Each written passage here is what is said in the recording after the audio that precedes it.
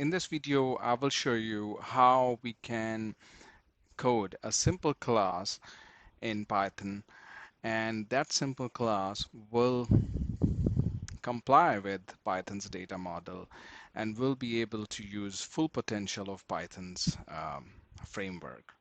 So if you are unsure about what is Python data model, then I have another video specifically explaining Python data model. You can find the link in the description, so I would encourage you to go there and watch that at least once and then come back to this video so that it will be a lot more clear for you what we are going to do here. So with that, now let's begin. So for the purpose of this video, I'm going to create one class which is called equity.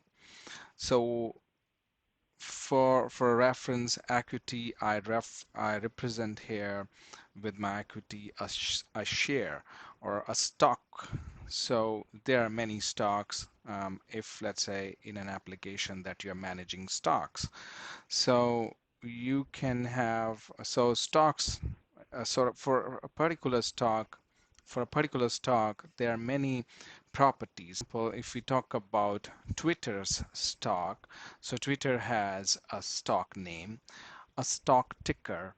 Ticker means how they represent Twitter's stock in a smaller form or in an abbreviated form. So that value is called ticker.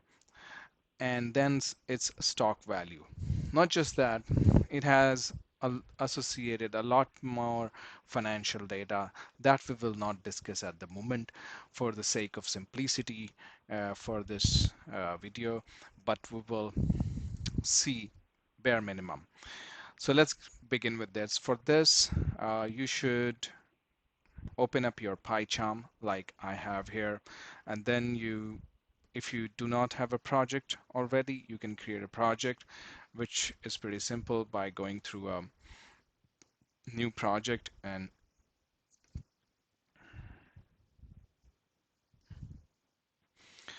selecting pure Python here. And once you create, it will create the project for you after filling up a couple of entries here. So I'm sure that you should be able to do it. So without further ado, let's begin by creating our first class. For this, you have to click on the project folder. You will see a menu where you will have new, and you go to new and then create a Python file. You have to give this Python file a name, so we give it a equity.py. Once you've clicked OK, then it will create a class for you, and you can type here anything. So we'll begin with the class keyword and give the name equity. You come underneath, you define the first thing. Normally when we write a Python class, we define an init method. So this is a function, initialization function, as its name says. This function is called by the Python's framework to create um, uh, this particular class for you.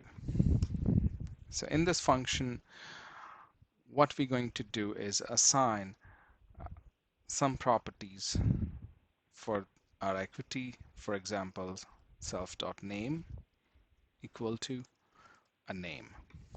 So this name we will be taking from the constructor. So this is kind of constructor for the class. So I have a name which I assigned, which I injected in the constructor, and then assign it to self.name. Self.name means I'm assigning some property to my property, a name property to my equity class. After this, I'm interested in its value. So I'm similarly going to put a value here, and as well as in the constructor, a value. This finish up my initialization function. So now with this init function, my class is ready to be created, and I can, you know, um, go and test it. So to test, you can create a test directory under your project by right-clicking on the project project name, and you can create again a simple directory. Once you create this directory, it will appear here, and you can change its type to something marked directory as uh, test source root. So in my case, because I have done it before, so if I remove it, then it will appear as a normal directory. And when I go back again, mark directory as, you will see a green folder here. You can click on it and it will become your test root. Under the test root, simply again click uh, on this, and then you will have new, and you this time again going to create the same Python file. Name this Python file as test underscore tutorial or test equity. Let's be to the point. Test equity.py. So I'm gonna just test my equity class here. So for that, you need to create a test case. So I'm gonna call it test equity, which is derived unit test dot test case. So over here we are using inheritance. So I have extended my class test equity from unit test.test case. That essentially means that my test equity is a test case now, because that is the property of inheritance. So to write a test, simply I have to write test, and then I say init, because I just want to try whether my init function is tested properly. To test this, I will take eq, a variable, and I will use the equity class to create um, its object. Okay, to import this equity, what you have to do is from equity import equity. So if you want to understand this import here, it's pretty simple. It's from equity. Equity is the file where we have coded just now the equity class, and then it imports anything inside this class that you have created. So I have created a class, so I have imported this class here. Okay, but this it is probably not going to work because we have not supplied its properties. To supply its properties, I'm going to set a name. For example, in this case, I'm going to set Twitter, and the value,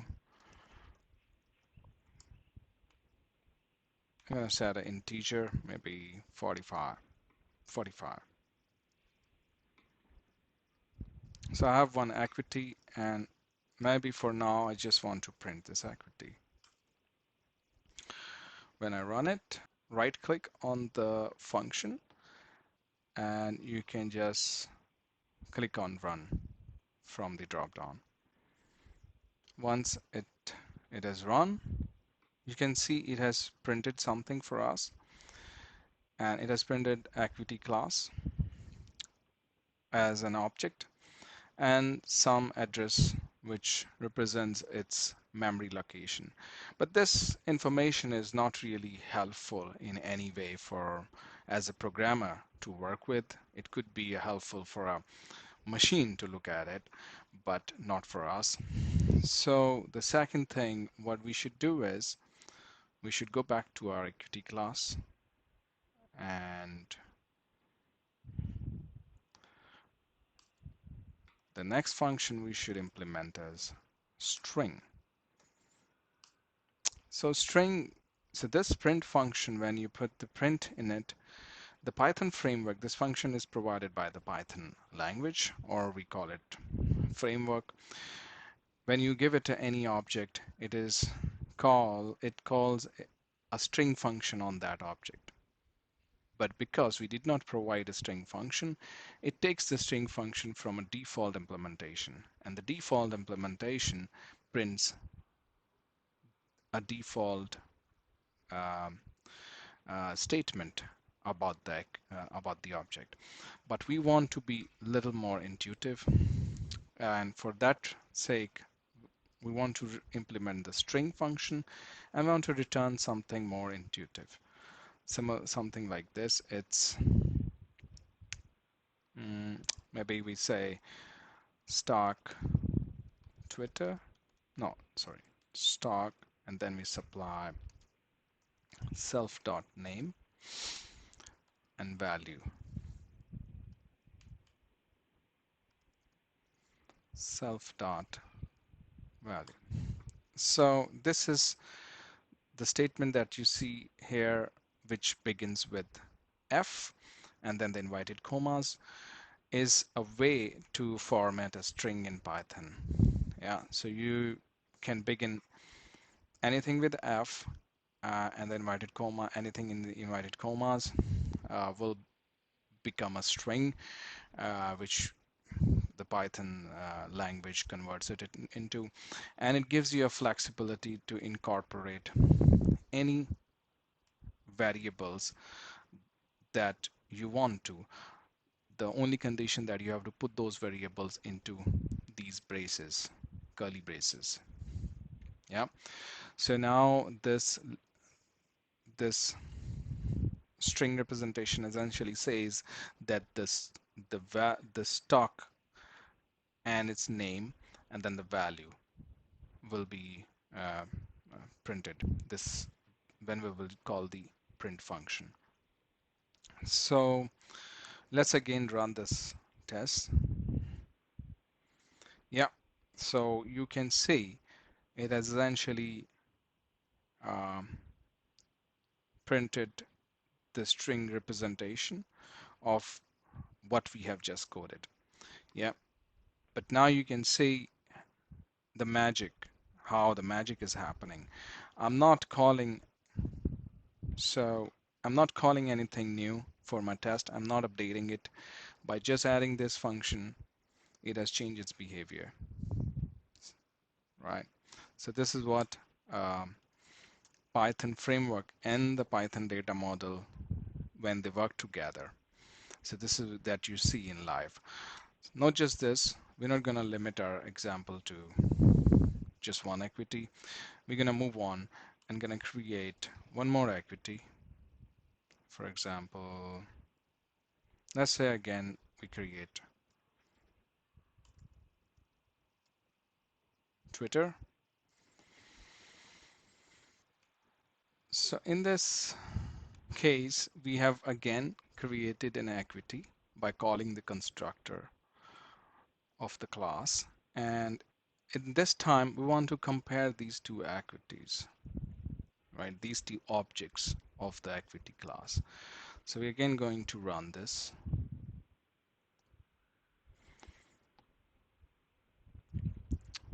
So it has print, the first line it prints stock Twitter value, which is perfect.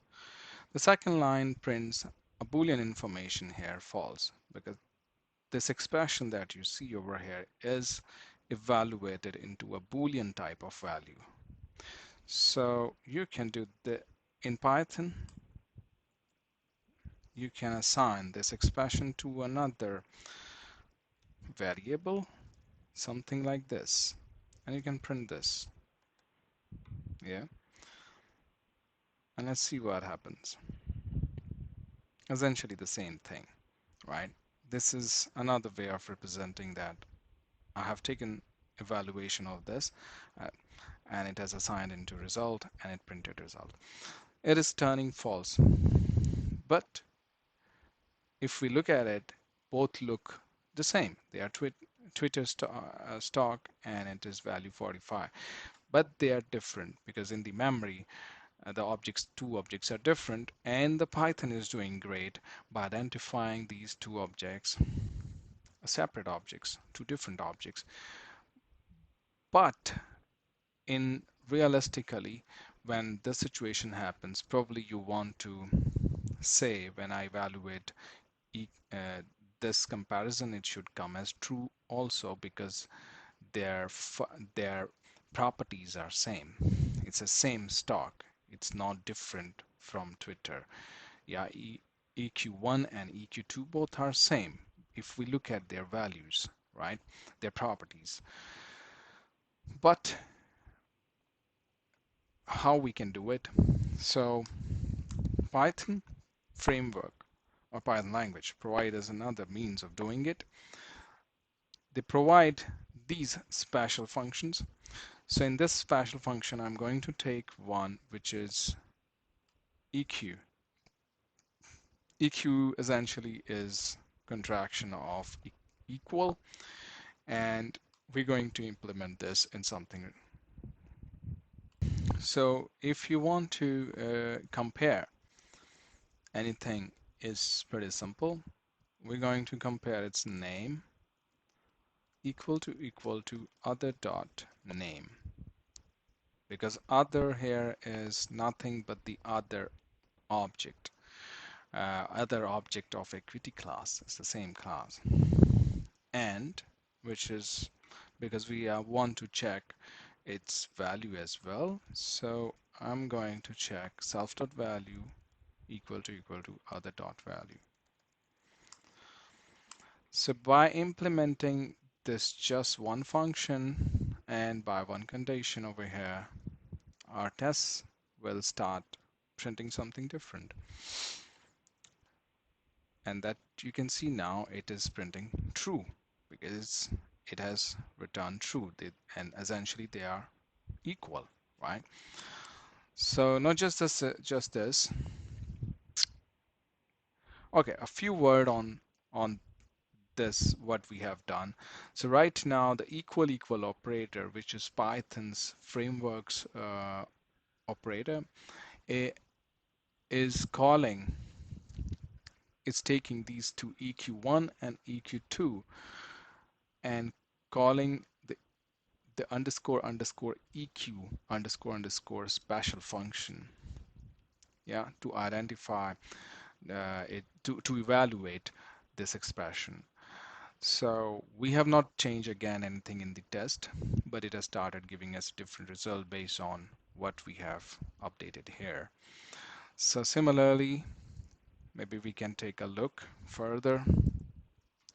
Suppose I want to know if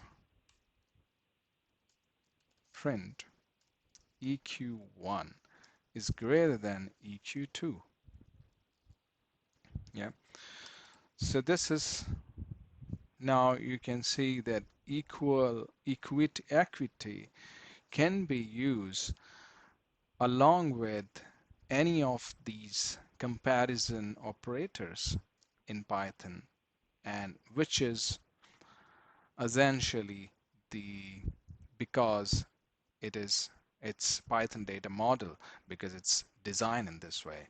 So every object has access to all these operators and they qualify immediately once they come into existence, but they may not work as per expected, and for that you have to change the default implementations. So let's try to print, and let's see what is our print this time. In the we'll see a third print. So okay, so it did not print anything, but it gave an error. So it says in the runtime the greater than not supported between instances of equity and equity, which is perfect, but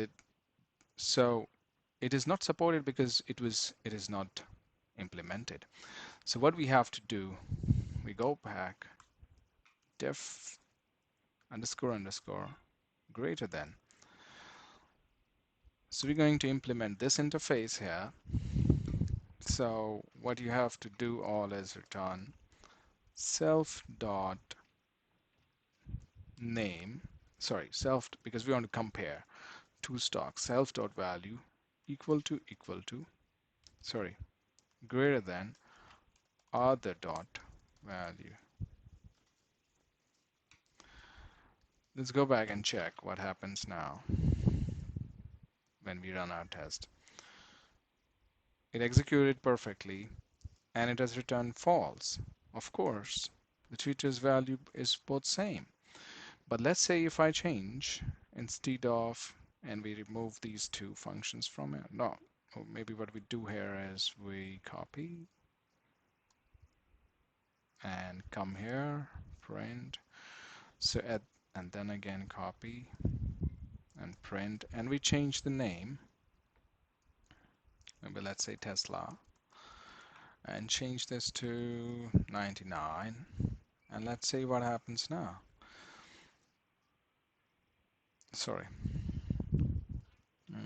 25. That of course is false because so we change the value to 25, and let's see what happens now when we click.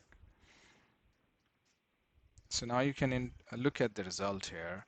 The first line, of course, is the print statement over here. Second is the comparison, which is true. EQ1 and EQ2 both are Twitter stocks and value 45, so they return true. And the third one, EQ1 greater than EQ2, that's false. It's not. It's equal, so it's going to be false. And the fourth one, EQ1 is greater than EQ2. At the moment, we have reassigned the EQ2 with the Tesla stock, which is 25, and Twitter is 45, so 45 is greater than 25, so that makes perfect sense. So you can see again, by implementing this function from the Python data model, we have achieved greater than capability in our equity class. Similarly, you can implement any of these special functions to get benefit of Python's framework. Yeah, so this is called a Pythonic way of doing application or implementing an application, and which you have seen as I hope you have enjoyed this video. You have learned about Python's framework and Python data model with the help of this video. Please like and share my videos if you really enjoyed them. Thank you very much.